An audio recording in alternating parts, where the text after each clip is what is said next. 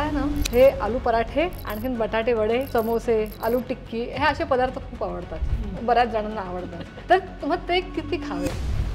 कारण आता बंद करणं तर म्हणजे जरा अवघड आहे. आपण किती खाल्ले तर चालतील. म्हणजे जसं तू म्हणते की मला 15 दिवसात एकदा आलू पराठा खायचाच आहे, तर मग तो ब्रेकफास्टलाच खा, बेटर आहे असं त्यातल्या त्यात. बटाटा खाऊन शुगर वाढते का? आपला देश आता मधुमेहाचं कॅपिटल आहे. पूर्ण जगभरात सगळ्यात जास्त मधुमेहाचे पेशंट आपल्या देशात आहेत. अशा वेळी आपल्या पानातनं जर 50% आपल्याला जर कार्ब्सच मिळत असतील तर त्याने आपलं काहीही भलं होणार.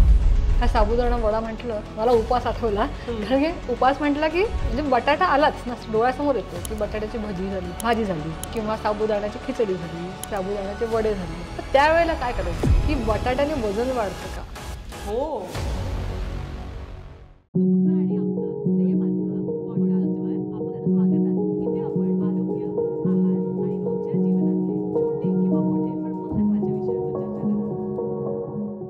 वेलकम टू तुमचं आमचं सेम असतं पॉडकास्ट. आणि आज आशा करते की तुमच्या सगळ्यांचा खूप आवडता विषय आज आपण त्याबद्दल बोलणार आहोत. कशाबद्दल दीपाली? माय फेवरेट बटाटा. तुम्हा सगळ्यांचा फेवरेट असेल. सगळ्यात पहिला प्रश्न महत्वाचा की बटाटा हा पौष्टिक असतो का की फक्त स्वादिष्ट? स्वादिष्ट असतोच, एवढ्या सगळ्यांना आवडतो, जगविख्यात आहे बटाटा.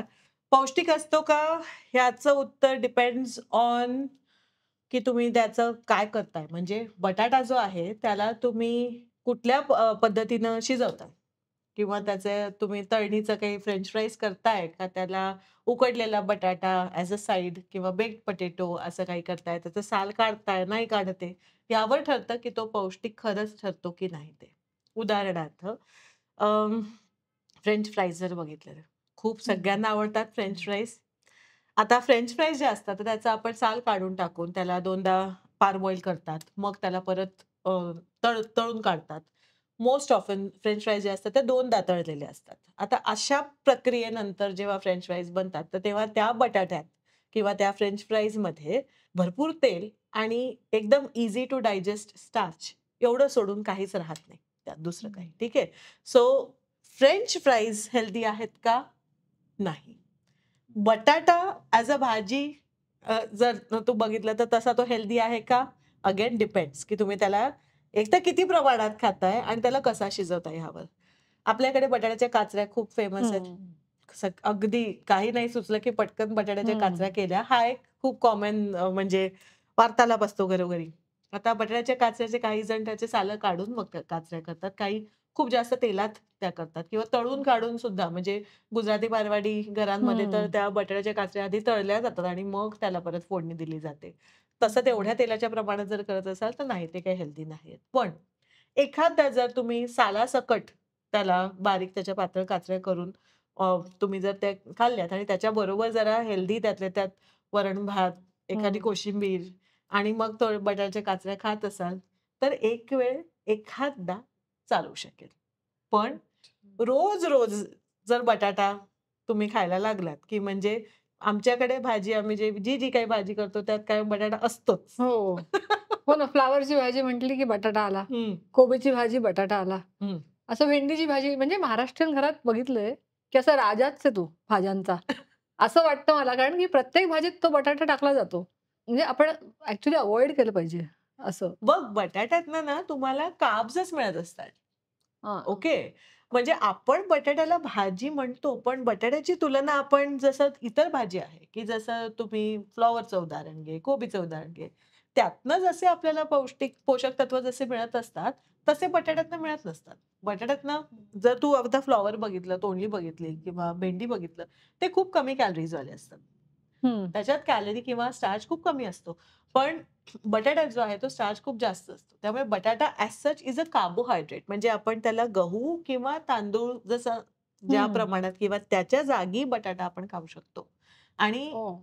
ज्यात त्यात म्हणजे जी भाजी करतोय त्यात बटाटा घातल्याने काय होतं, की आधीच आपण जर बघितलं तर इंडियन डायटमध्ये आपल्या खूप जास्त कार्ब्स आहेत, की आपण खूप कर्बोदकच जास्त खातो, फॅट पण खूप जास्त खातो.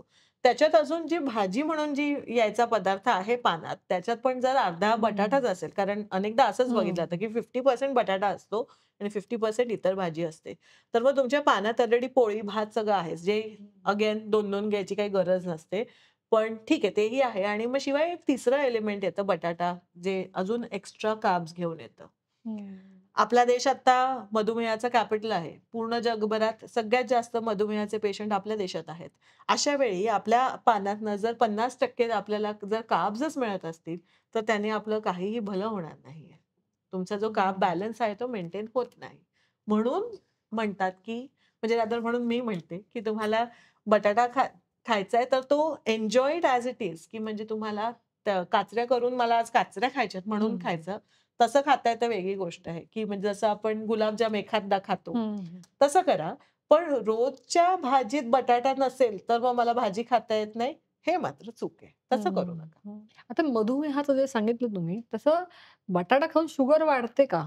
हो, अर्थात वाढते. कारण बटाटा हे खूप सुलभ स्टार्च असतो, सुलभ कार्बोहायड्रेट्स असतात, की खूप पटकन पचणारे. आता उकडलेला बटाटा जर असेल किंवा काचऱ्या केलेला असेल, तळलेला बटाटा असेल, कुठल्याही फॉर्ममधला, तर त्याच्यातलं स्टार्च जे आहे ते पटकन आपल्या शरीरात त्याचं पचन होऊन आणि मग आपली रक्तातली साखर जी आहे ती वाढू शकते.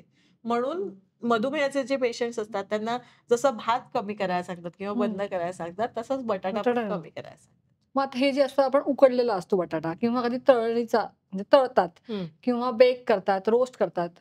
तर कुठल्या फॉर्ममध्ये म्हणजे हेल्दी आहे comparatively? Very good question. Baked बटाटा जो असतो किंवा उकडलेला बॉइल्ड पोटॅटो जो आहे ॲज इट इज किंवा रोस्टेड जर पोटॅटो म्हणजे तुम्ही बेक करताय किंवा पारबॉईल करून मग त्याला बेक करताय किंवा नुसताच भाजून पण बटाटा शिजतो. माझ्या लहानपणी आम्ही जेव्हा बॉनफायर करायचो हां, म्हणजे होळीच्या वेळेला आपण हां. तर तेव्हा त्याच्यात बटाटा, कांदा असं पण म्हणजे होळीत कांदा नसतो हो, पण म्हणजे असं बटाटा आम्ही होळी. घालायचो because that roasted potato also taste well असं छान लागते चव त्याची. पण तर दॅट्स ऑल्सो गुड मेथड म्हणजे तुम्ही वापरू शकता तशी. पण कसंही तुम्ही त्याला अगदी हेल्दी मेथड ऑफ कुकिंग जरी वापरली, तरी ते काही त्याचा मूळ स्वभाव जो आहे स्टार्च असण्याचा, तो काही जात नाही. त्यामुळे you still have to ensure की तुम्ही किती स्टार्च किंवा किती कार्ब्स खाताय तुमच्या पानात आणि त्यामुळे तुम्ही जर बटाटा खाणार असाल किंवा बेक्ड पोटॅटो खाणार असाल, जॅकेट पोटॅटोज खाणार असाल, तर मग त्याच्यावर भाजी आणि प्रोटीन असू द्या. अजून भात आणि ब्रेड आणि असे कार्ब्स काही नाही वाढणार. कार्ब्स अजून नको. आणि असं ऐकलंय म्हणजे माझी एक मैत्रीण म्हणत होती, की बटाटा जर तू फ्रिजमध्ये ठेवला म्हणजे हं, बॉईल करायचा हं, आणि फ्रिजमध्ये ठेवायचा आणि मग नेक्स्ट डे त्याची भाजी करायची. हं, तर त्याने म्हणतात, की शुगर इतकं वाढत नाही. हं. मग हे खरं आहे का? हल्ली Instagramवर हे खूप जास्त चालू आहे, की बटाटा पण म्हणजे उकडून हे करतात आणि मग फ्रिजमध्ये ठेवतात. हं. ब्रेडचेही असे रील्स आहेत, भाताचेही आहेत. आता ह्याच्यात काय होतं, कुठलाही जेव्हा कर्बोदकाचं आपलं स्रोत असणारा असा पदार्थ आहे, त्याला जेव्हा आपण शिजवतो आणि मग परत त्याला गार करतो, तर तेव्हा म्हणजे कूलिंग इन द फ्रिज हं. किंवा असं, तर तेव्हा त्याच्यातला रेझिस्टंट स्टार्च जो असतो तो वाढतो, की म्हणजे असा स्टार्च की जो आधी शिजलेला होता, पण मग परत गार केल्यामुळे तो रेझिस्टंट टू डायजेशन झाला, की म्हणजे मग आता तेवढा तितका स्टार्चचा अंश जो आहे तो आपल्या शरीराला डायजेस्ट करता येत नाही. तो पचवता येत नाही. पण अ, हे रेझिस्टंट स्टार्च बनण्याचं प्रमाण जे आहे हे खूप थोडं असतं. म्हणजे आता मी एका बटाट्यात जर बघितलं, की मी एक बटाटा उकडून त्याला फ्रिजमध्ये ठेवला, तर त्याच्यात किती रेझिस्टंट स्टार्च होणार आहे, तर तो जेमतेम 2 काचऱ्यांइतकाच असतो. अच्छा. त्यामुळे तुम्ही जर असं समजलात, की मी आता असा गार करून फ्रिजमध्ये ठेवून मग त्याची भाजी केली, तर मग तो बटाटा माझ्या शरीरात काहीच म्हणजे त्याच्यातला स्टार्च अब्सॉर्ब नाही हं. होणार असं नाहीये. थोडासा कम फरक पडतो तुमच्या म्हणजे ब्लड शुगर्समध्ये, की आधी जर तुमची बटाटा खाऊन साखर 160 वगैरे पर्यंत जात असेल, तर ती 156 पर्यंत येणार. बट अच्छा. In the long run it's still a carb. असं तुम्ही जसं म्हणालात, की तळून नको खायला बटाटा. असं बॉइल्ड वगैरे चालतो. पण मला आहे ना, हे आलू पराठे, आणखीन बटाटे वडे, समोसे, आलू टिक्की हे असे पदार्थ खूप आवडतात. हं. बऱ्याच जणांना आवडतात. तर मग ते किती खावे? कारण आता बंद करणं तर म्हणजे जरा अवघड आहे. पण कसं म्हणजे त्याचं आपण किती खाल्ले तर चालतील? मग तू साधारणपणे 15-1 दिवसातनं एकदा खातीये आणि तुझं वजन वगैरे व्यवस्थित जर असेल, तुला काही मधुमेह किंवा असे हं. काही हॉर्मोनल इम्बॅलन्सेस, इन्सुलिन रेझिस्टन्स असं काही नसेल, वजन आटोक्यात आहे, तू बऱ्यापैकी ॲक्टिव्ह आहे, तर तू हं. 15 दिवसातनं एकदा काय तू रोज पण बटाटा खाऊ शकते. पण तू तुझे जे कॅलरिक रिक्वायरमेंट आहे पूर्ण, त्याचा एक भाग बनव त्याला. हं. तर उपयोग आहे. आणि शिवाय जसं आता तू आलू पराठा म्हणाली, घरी केलेला आलू पराठा जो आहे, लहान मुलांना पण आपण बरेचदा देतो हं. आलू पराठा. त्यांच्या एनर्जी रिक्वायरमेंट जी असते, त्यांना जेवढे कॅलरीज लागतात, ते जास्त असते त्याची गरज आपल्या हं. गरजेपेक्षा. त्यामुळे लहान मुलांना आपण आलू पराठा दिलेला चालतो असं, म्हणजे हं, that is still going to meet their energy requirements.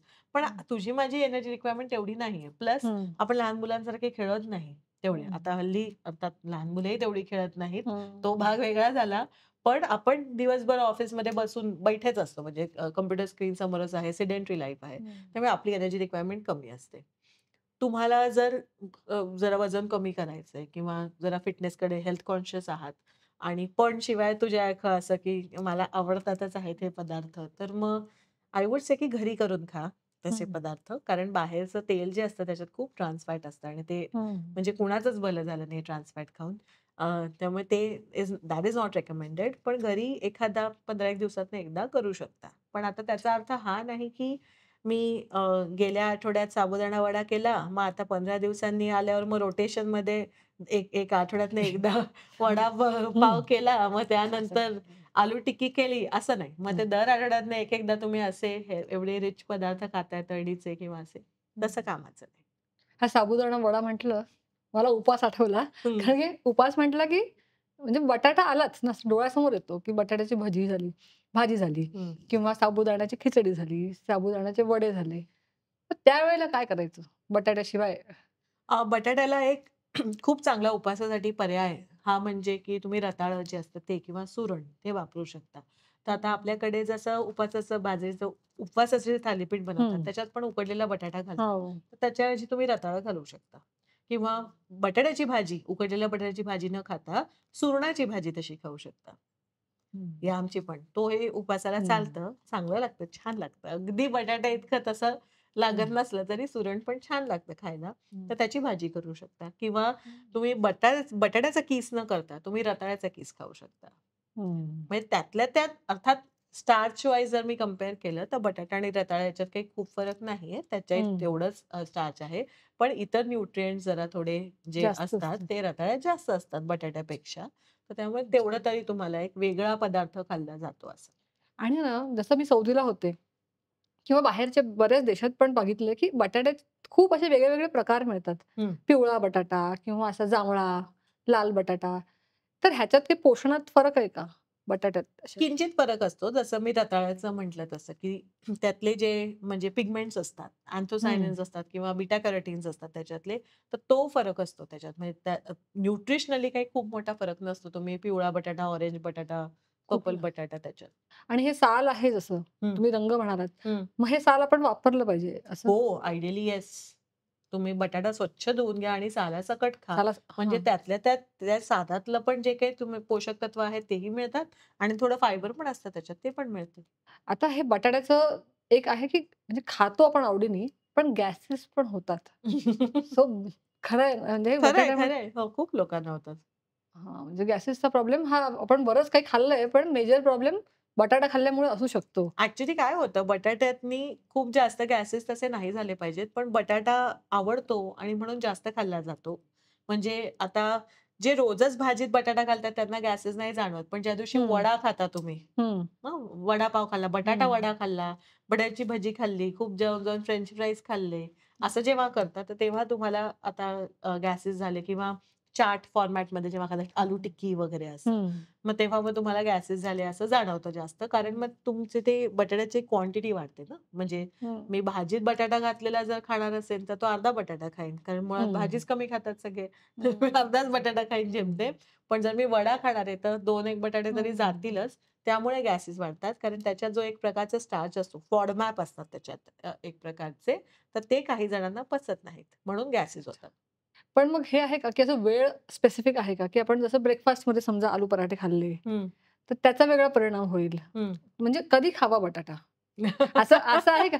नाहीतर आपल्या आवडीचे पदार्थ आपण ब्रेकफास्टला किंवा लंचला खावे हं. आणि डिनरला रात्री जेवणात ते आपण नको खायला असं. मग कसं आहे, की असं पण तुम्हाला जे काय ज्यात जास्त कॅलरीज आहेत, की म्हणजे हं, तुम्ही स्टार्ची पदार्थ जे आहेत, ते प्रेफरेबली तुम्ही दिवसा जास्त म्हणजे ब्रेकफास्टला किंवा असं खाल्लं आणि मग नंतर दिवसभर काहीतरी तरी तुम्ही हालचाल करणार आहात. हं, त्यातून जे काही ऊर्जा तुम्हाला मिळणार आहे, ती वापरली जाणार आहे. हं, रात्री जर खाऊन बसलात एवढं अगदी आलू टिक्की असं भरपूर प्लेटभर खाल्लत हं, किंवा समोसे खाल्लेत, तर मग त्यानंतर काय तुम्ही 2 तासानं झोपणार आहात. मग ते जाऊन सगळं छानपैकी पोटाच्या अवती-भोवती त्याचा फॅटचा थर बनून ते राहतं मग स्टोअर होऊन असं. त्यामुळे अगदी म्हणजे जसं तू म्हणते, की मला 15 दिवसात एकदा आलू पराठा खायचाच आहे, तर मग तो ब्रेकफास्टलाच ब्रेकफास्ट खा बेटर आहे असं हं. त्यातल्या त्यात. छान. त्यातल्या त्यात हं. एवढं त्याचा अर्थ हा नाही, की मी म्हणते, की अगदी नाही 15 खा दिवसातनं एकदा बटाटाच खा असं माझ्या नावावर हं. खपवायचं नाही नाही. कारण कम्फर्ट फूड वाटतं ना, असं म्हणजे बटाटा खाल्ला की असं कम्फर्ट जसं खिचडी खाल्ल्यावर वाटतं ना कधी, हं, तसं बटाटा खाल्ल्यावरच छान वाटतं. हं. सो कम्फर्ट फूड ह्याच्या मागचं काय म्हणजे कारण? त्यात तसं काय आहे की आपल्याला छान वाटतं? बटाटा आवडतो मुळात म्हणून तो कम्फर्ट फूड वाटतो. हॅपी मोमेंट्सशी हो. असोसिएटेड असतो. लग्न कार्यात आपल्याकडे किंवा कोणी आलं की छान काही असेल तर तेव्हा बटाटे वडे वगैरे होतात. होतात. That is the association. हां. असं काही सायंटिफिक कारण त्याच्या नाही मागे. त्याच्या हं. मागे. मग ते बटाट्याचं जसं आपण सॅलड केलं किंवा सूप केलं, तर तशा फॉर्ममध्ये चालेल बटाटा? का अगं तोही पण ते त्याने काय बदलतंय? बटाट्याचं रूप तेच राहतंय ना. हं. त्याच्यातले जे लॅक ऑफ न्यूट्रिएंट्स आहेत, की म्हणजे त्याच्यात जे स्टार्च आहे, तर त्या स्टार्चचं काही अचानक पूर्ण फायबर नाही बनत आहे. जर तुम्ही म्हणजे आपण सॅलड किंवा सूप हे हां, फॉर्म बदलला फॉर्ममध्ये तरी बटाटा तो बटाटाच आहे. बटाटा तो बटाटाच राहतो. तर आता हा एक महत्त्वाचा आणि शेवटचा प्रश्न, की बटाट्याने वजन वाढतं का? हो, बटाट्याने वजन वाढतं. का बरं? जसं मी म्हटलं तसं, की आता मी उकडलेला बटाटा नुसता खाल्ला आणि त्याला जर मी पोळी किंवा भाताच्या जागी बटाटा आणला, तर हं, माझं वजन नाही वाढणार आहे. पण मी हं, बटाटा कसा खातीये? फ्रेंच फ्राईज म्हणून हं, किंवा वडे म्हणून. त्याच्याबरोबर पाव आला, व्हिच इज हं, अगेन नुसताच त्यातनं कॅलरीज मिळतात. आपल्याला काही पोषक तत्व काही अशी मिळतच नसतात त्यातनं. Zero nutrients in that. किंवा फ्रेंच फ्राईज केव्हा खातायत लोकं? की जेव्हा काही अल्कोहल, बिअर वगैरे पितायत वगैरे हं, असं. तर that is again extra calories आल्या तिथे. किंवा तुम्ही काहीतरी असे बर्गर वगैरे खाताय, बर्गर फास्ट फूड हं, बर्गर्स तेव्हा खाताय. म्हणजे ऑलरेडी तुम्ही हाय कॅलरी मील्समध्ये खाताय. त्यामुळे तुम्ही अशा पद्धतीने जर बटाटा खाल्ला, आलू टिक्की, मग एक हं, प्लेट, मग दुसरी प्लेट, मग ते हं, और ते क्रिस्पी बनाओ भैय्या असे असं प्रकार जर हं, ते केले, तर तर मग तुम्ही ओव्हरऑल त्याचे कॅलरी जे आहेत ते खूप वाढवता आणि त्यामुळे तसा बटाटा खाल्ल्याने मग तुमचं त्रास वजन होतो. वाढू शकतं. हं, पण तुम्हाला बटाटा भयंकर आवडतच असेल, की मला हं, खायचाच आहे किंवा मला उकडलेल्या बटाट्याची भाजी खूप आवडते, जर असा हं, प्रकार असेल, तर तुम्ही त्याच्यासाठी तुमच्या रोजच्या आहारात त्याच्यासाठी जागा बनवू शकता. तर म्हणजे तुम्ही 2 पोळ्या खात असाल, तर 1 पोळी खा आणि हं, ती हं, बटाट्याची भाजी खा त्याबरोबर हं, असं. पण मग नाही तुमचं वजन हं, वाढणार. पण ते जे काही खाताय त्याच्या वर अजून एक्स्ट्रा बनून जेव्हा येतं, तर तेव्हा हं. तुमचं वजन वाढतं. सो बटाट्याला एकदम चक्क मनाई नाहीये. नाही, नाही. पण आपण ते थोडं प्लॅनिंग केलं पाहिजे आणि थोडं असं आपलं मॅनेज केली पाहिजे प्लेट. बजेट बसवा हां. बटाट्याचं, की हं, झालं. हं. सो माझ्या प्रश्नांची उत्तरं तर मला मिळाली. तुम्हाला अजून काही प्रश्न असतील तर आम्हाला कमेंट्समध्ये कळवा किंवा तसं मराठी@gmail.com वरही आम्हाला प्रश्न पाठवू शकता. आणि बटाट्यासारखेच कॉमन प्रश्न आणि कॉमन एपिसोड्स घेऊन अजून येणार आहोत. त्यामुळे कायम लक्षात ठेवा, तुमचं तुमचं आणि आणि आमचं आमचं सेम सेम असतं. असतं.